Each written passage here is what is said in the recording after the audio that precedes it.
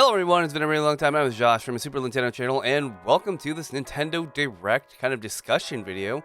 I'm going to go over some of the details and things that happened in this recent and possibly last Nintendo Switch 1 Direct that happened basically today. So we're going to go over it and just see some of the games that I wanted to kind of cover and some of the stuff that was announced and share my thoughts on it.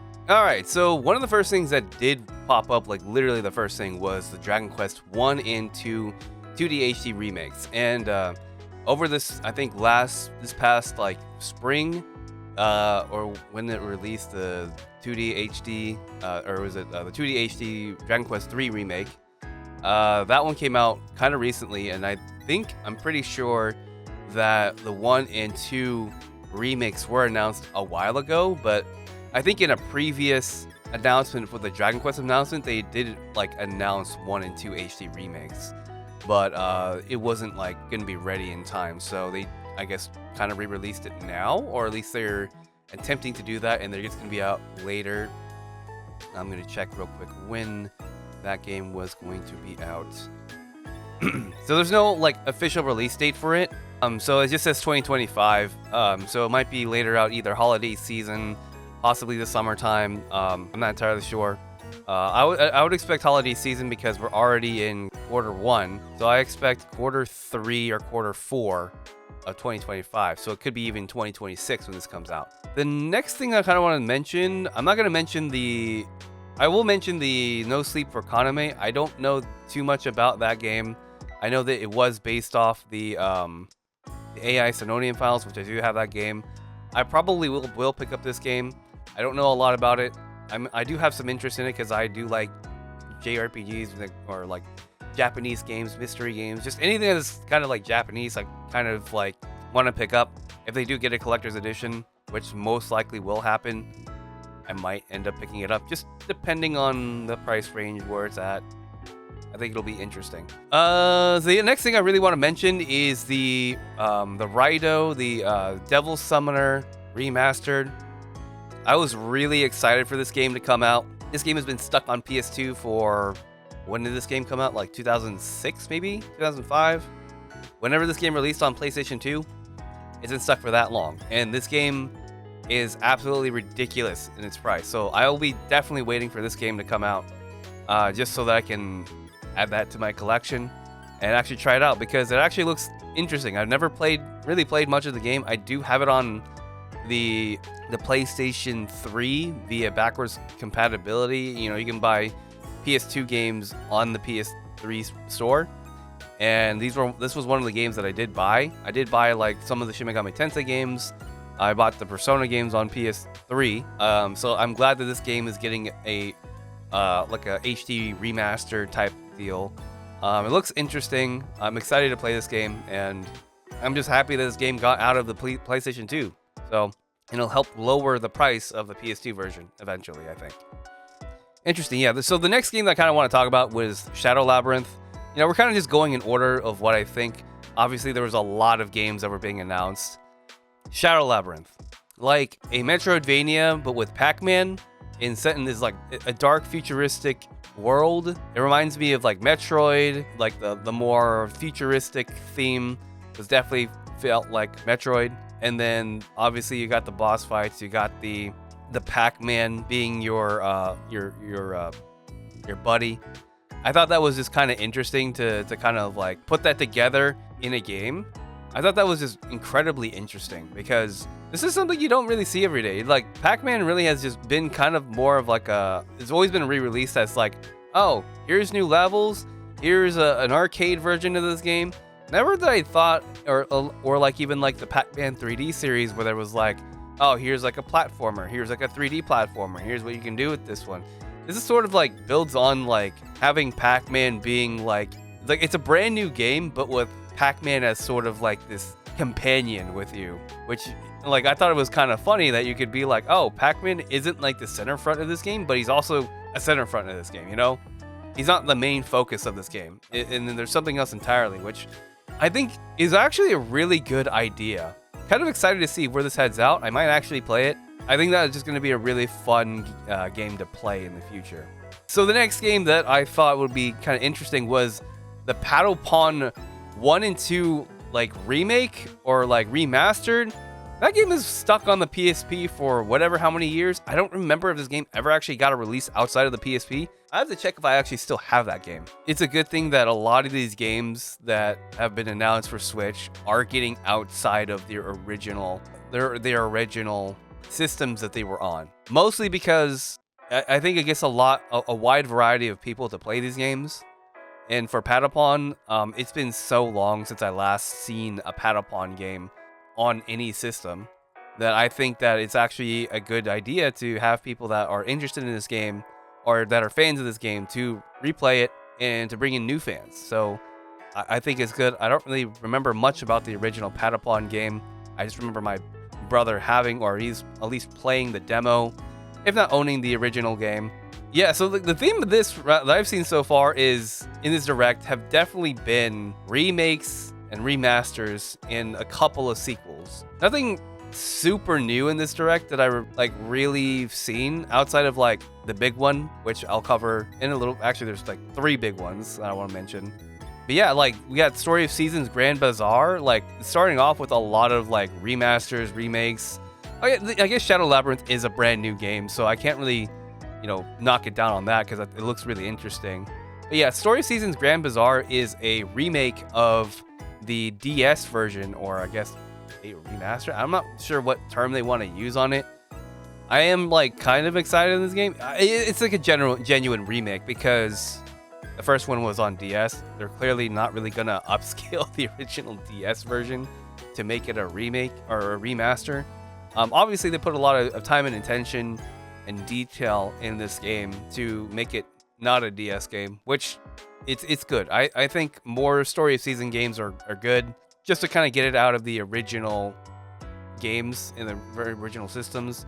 Now, if they went back to do like some of the original, like Super Nintendo and the 64, PS1 ones, that would be kind of interesting to do, because I think the earliest one that they've done, I think, was Friends of Mineral Town, that they did a remake of. And they haven't really gone down even further back. I mean, I guess some games they're just not going to do it because, there's a lot of Story of Seasons games. So understandably, I can see why they wouldn't want to port any of the super older ones, at least not yet. All right, and so we're going to go with the big one, which is Metroid Prime 4. I'm glad that they actually did show off more of this game. It looks incredible, from what I can tell. Like, I can't believe this is a Nintendo Switch 1 game. I thought this was running on Nintendo Switch 2 when it first, the last, reveal for Metroid Prime 4.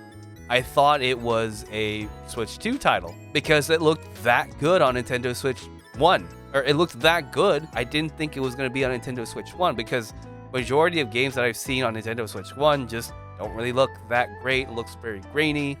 This looks extremely polished. This looks extremely, well done. And so what I'm seeing so far, that the gameplay is in 60 FPS. The reflections on this, sure, the details on the outside sort of makes it more look like a Switch 1 game.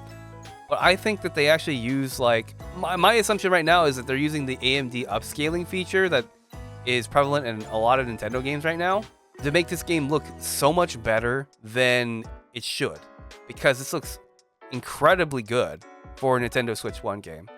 And I think this will be on Nintendo Switch 2 as well, because they also didn't really mention a release date for this game either. With the new abilities that Samus has, I think this is going to be really, really cool. I obviously want to talk about the graphics mostly. I don't really know too much about the story. The new details and the gameplay mechanics of this game look pretty cool. Very excited to see what that's about. With the way that they kind of showed it off, they did not specify a date specifically. If I had to guess, again, probably a holiday season, if not coming out maybe a few months into the Switch 2 life cycle. So far, I think this Nintendo Direct was definitely, they hit it out of the park. Absolutely. With this one game being there, sure, not everyone's a fan of Metroid Prime 4, but again, it's been almost 8 years since they announced Metroid Prime 4. And we finally get to see more details about this game, more worlds, more things about it. I'm just genuinely excited to see what other games that they have in store, and also this game in general. Honestly, the rest of it was kind of just meh. I didn't really care about Disney Villains, Cursed Cafe, Witchbrook. I mean, Witchbrook does look kind of interesting, I will say that.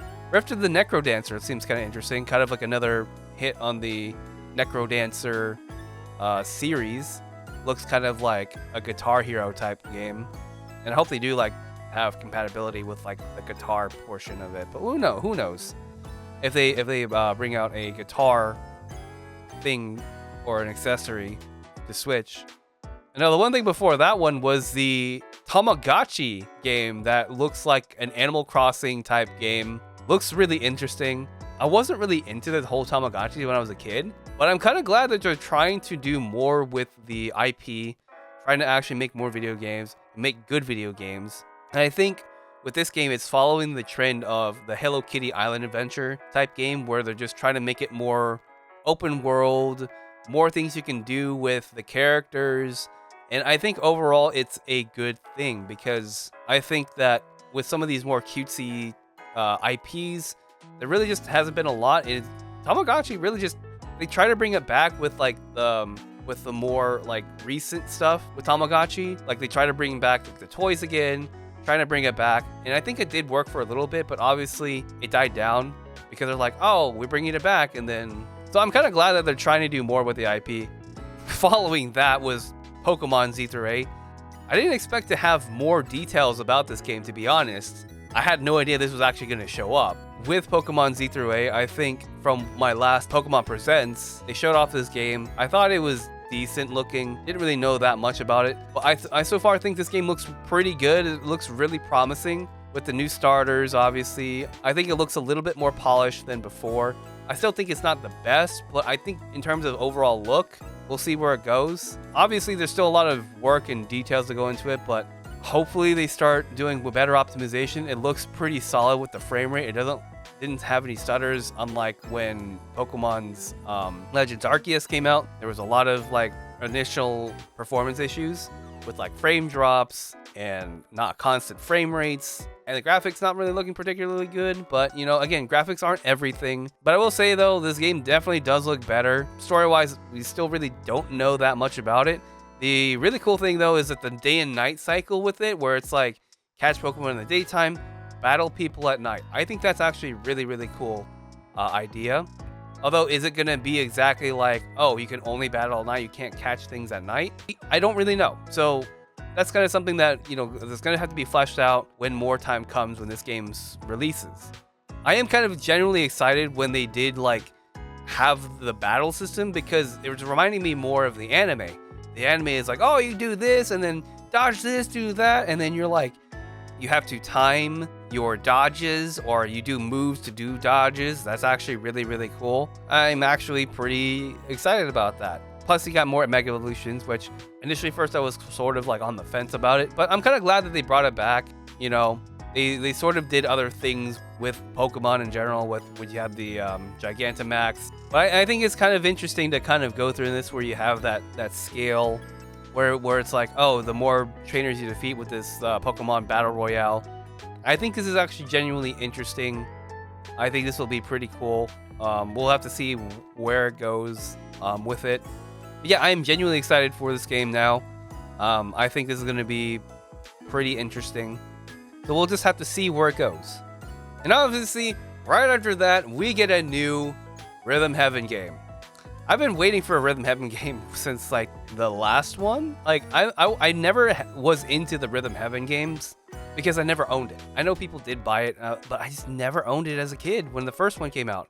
So I'm kind of glad that they're getting another. I think the last one was the Rhythm Heaven Remix, which was a digital only title, which it did suck that it was a digital only, and I don't remember when that came out, because there was no physical for it. So I am glad to see that there is another Rhythm Heaven game in the works. I really do hope that they bring back at least some of the old ones and bring back some of the new ones, and also with new ones.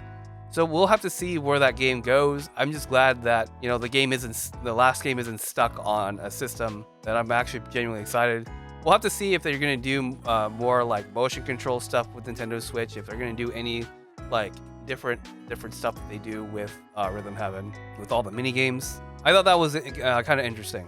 With this next thing on the Nintendo Switch, holy crap, we actually got an update to the, not saying the UI or anything, but we got an actual genuine update to the Nintendo Switch, which was virtual digital cards. This is a game changer, an absolute game changer with the Nintendo Switch. Like, holy crap. Because knowing that digital games couldn't be shared amongst people kind of sucked. I mean, it was just kind of the same way for every other platform. This is going to be an absolute game changer for, I think, the gaming industry in general. The reason why is because with family sharing, like, I can understand like having the online, having the family membership was good, so that you have more people to pay it and whatever. Just so that you can have friends that you can play together online with. You can actually share your digital games with another system. And that's actually quite game changing, because as someone who owns a crap ton of Nintendo Switch games, I don't own a lot of digital games for that reason, because I wanted to have, as much as someone who likes physical, I want to have back and forth between my Switches if I want to use it or not.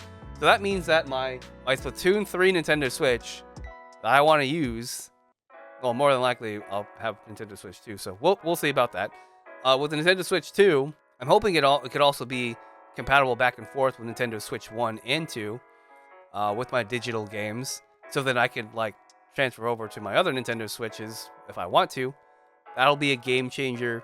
I think this will be pretty awesome to think about if someone who does own multiple Nintendo Switches and they want to, say, use their Mario 35th Anniversary Switch, or want to use your Zelda OLED Switch or something like that, you know? But I think this is actually more game changing, because you can actually share your games up to 14 days. So if they play the game and then they're like, okay, it automatically goes back to your system, that's actually pretty good. So I think that Nintendo did a really good job with implementing a new digital system with their platforms. So we'll just have to see going forward how this will work. But so far, I think this is a great addition to the Nintendo Switch and Nintendo in general, because it just makes it better in the long run for sharing. Honestly, the rest of the list on there, I kind of just didn't really care much about. High on Life kind of seems interesting. I mean, but that's also another system, so I don't think it's going to get that much love for it. Though I'm kind of sad that they didn't really explain more about Fantasy Life 1, The Girl Who Steals Time, whatever it was called. They didn't really show much about it, but also it looks still really rough. But again, it's still in active development. They just showed off a little bit of it.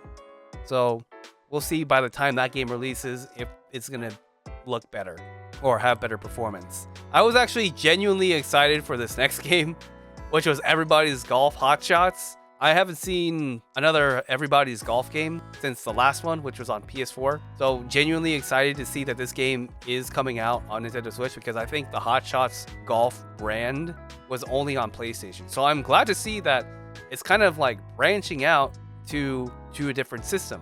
Now, I think there was another sort of Everybody's Golf game, but it wasn't called Everybody's Golf, because I believe like the Everybody's Golf franchise was owned by Sony, or at least into some capacity, published by Sony, and I think they managed to get the rights back. But there was another like Hot Shots Golf game that was on the eShop, made by, I think it was called Clapping Hands. That is the developer that was the developer that does make the Everybody's Golf series. They made a game for Nintendo Switch that wasn't called Everybody's Golf, but it was another golf game. So I'm glad to see that this game is coming out with, you know, more customizations, more different types of game modes. You know, it's a golf game. If you're into golf, cool. If you're not into golf, it's definitely more arcadey. So I'm glad that there is another more arcade golf games coming out.